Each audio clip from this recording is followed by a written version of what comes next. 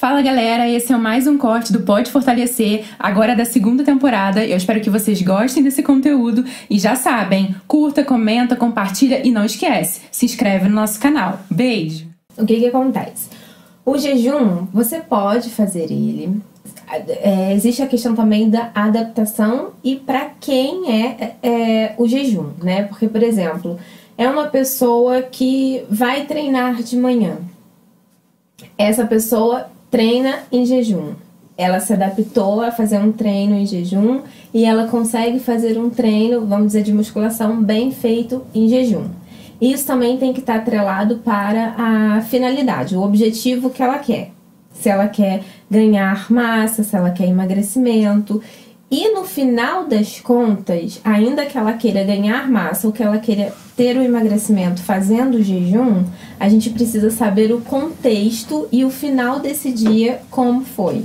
Porque quando você fica sem comer, que no caso é a parte do jejum, a gente precisa entrar com outras refeições. E quando a pessoa não sabe fazer o jejum intermitente, não respeita as janelas de alimentação, né, que a gente fala que são as oportunidades, que são os horários que você entra com a refeição, essa pessoa vai compensar esse momento que ela ficou em jejum e vai fazer várias refeições que vão passar da necessidade calórica dela no final desse dia. Ainda que ela tenha feito cardio, ainda que ela tenha feito musculação em jejum. Porque é o contexto, não é um fato isolado. Eu, por exemplo, eu treino em jejum, mas eu sou adaptada e a minha última refeição, que no caso é a janta, né, do dia anterior, contém carboidrato, proteína, fibras, né, ou seja, legumes, vegetais, tudo isso. Então, o pré-treino que eu falo é o que você faz na noite anterior, já que você vai treinar no dia seguinte em jejum. Então, tudo isso precisa ser estruturado, precisa ser individualizado, né? Até mesmo pelas preferências alimentares daquela pessoa. Então, o jejum, ele é mais uma estratégia. Ele é muito bom, mas você precisa entender para quem, né? Qual é o paciente que está à sua frente? É um diabético, não é um diabético? É uma pessoa que tem o hábito de tomar café da manhã e aí ela acha que fazendo o jejum intermitente ela vai emagrecer só porque ela não fez o café da manhã dela?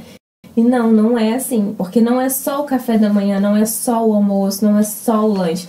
É o contexto alimentar do dia. Porque se você ultrapassar, vamos dizer, uma pessoa que busca o emagrecimento, né? Então, se você ultrapassar as suas necessidades calóricas daquele dia, você vai engordar. Você vai ganhar gordura, né? Quando a gente fala, quando a pessoa quer emagrecer, seria baixar o percentual de gordura. Porque, às vezes, a pessoa também fica na preocupação com a balança, que quer ver o peso baixar na balança. Não necessariamente o peso vai cair, porque se você é uma pessoa que treina e faz hoje uma dieta, você vai perder, você não vai trocar, porque o tecido gorduroso é um e o tecido de massa magra é outro. Não existe essa troca, cada um é um. Então você vai perder a gordura e vai construir a massa magra, que é o músculo, né?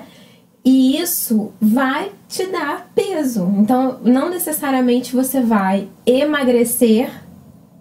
E sim, você vai ter emagrecido. Você não vai emagrecer na balança, mas você vai ter emagrecido na sua composição corporal. Porque você perdeu gordura e ganhou músculo. Então, às vezes você vai iniciar uma dieta você tá com 70 quilos e você vai ver que você emagreceu através da sua roupa, através do espelho.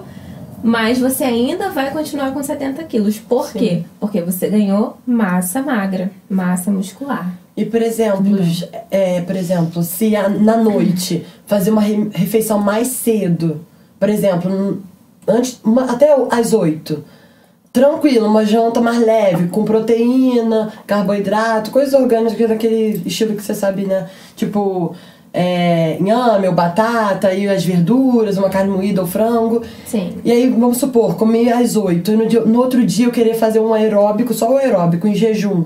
Aí é válido? Pode. Em vez de pegar peso e tudo? Pode. Ou você só emagrece e perde massa magra também? Não, você vai emagrecer quando existe todo um contexto para o emagrecimento. Porque Existe a visão simplista de que o emagrecimento é só você fazer um déficit calórico, né? Só que não é só isso. É o que eu te falei, às vezes você vai restringir tanto essa alimentação e você não vai conseguir emagrecer, porque o seu corpo vai perceber que você está em algum apuro e ele vai fazer aquela reserva. Então não é só, você precisa, claro, para emagrecer, você precisa ter um déficit calórico. Se você usa hoje 2.000 calorias, você é uma pessoa que tem 2.000 calorias para gastar hoje, tanto da sua taxa metabólica basal, quanto de todo o resto que você precisa para fazer as suas funções diárias. Então, o gasto energético total seria de 2.000 calorias. Quando a gente vai fazer um emagrecimento, que a pessoa faz por conta própria, ela não tem essa noção, ela não faz esse cálculo e ela não dá o déficit como deveria ser dado. Então, muitas das vezes ela extrapola, ela coloca ali uma restrição calórica de 600, 800 calorias, sendo que ela não está preparada para aquilo e sendo que nem é o ideal, né? Então, tudo precisa ser parte de um processo. Hoje, você, por exemplo, está entrando em dieta. Não é, de repente, ideal para você, porque existe a individualidade, então a gente precisa estudar isso. Mas, de repente, não vai ser ideal para você fazer um jejum intermitente. Porque você veio comendo desesperadamente várias coisas durante o seu dia e você não está preparada para entrar nessa restrição do jejum intermitente. Às vezes você é uma pessoa que faz questão de um café da manhã, que você gosta de tomar um café da manhã. Às vezes tem até um momento ali com a sua família, com o namorado, com o marido, com a filha. Sim.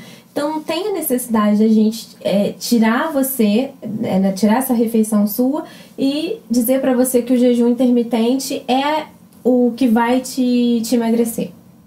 Entende? Existem várias estratégias, né? Existe o jejum, existe a low carb, existe plant-based, existe cetogênica, são várias estratégias. Todas elas devem ser utilizadas justamente para a gente burlar, né, digamos assim, o metabolismo do nosso corpo, justamente para ele entender que tá tudo bem. E sem prejudicar, né? Exatamente, uma hora você faz uma restrição, porque assim, para você ter um emagrecimento, você não vai fazer restrição calórica a vida inteira, né? Vamos dizer que você quer chegar em um determinado corpo, então você vai restringir a sua alimentação, vai viver em déficit calórico até chegar naquele corpo. Não, você precisa burlar. Você vai fazer uma fase de déficit, você vai fazer uma fase de manutenção, depois você volta para mais um déficit, depois você volta para um superávit, porque você precisa sinalizar para o seu corpo que tá tudo bem, que ele não precisa ficar guardando eternamente aquelas reservas. Eu não aguento mais essa reserva. Entendeu? De preferência não guarde. Ele vai te permitir emagrecer quando você estar nutrido. Então, foi o que eu falei anteriormente. O emagrecimento, ele vai ser uma consequência da sua saúde. Você só emagrece se você estiver saudável. Se você não estiver o intestino funcionando, você não vai emagrecer. Se você estiver com seu nível de estresse muito alto, cortisol elevado, você não vai emagrecer. Então, por isso que eu falei que o emagrecimento, ele não se dá simplesmente ao déficit calórico. Existe todo um contexto por trás disso.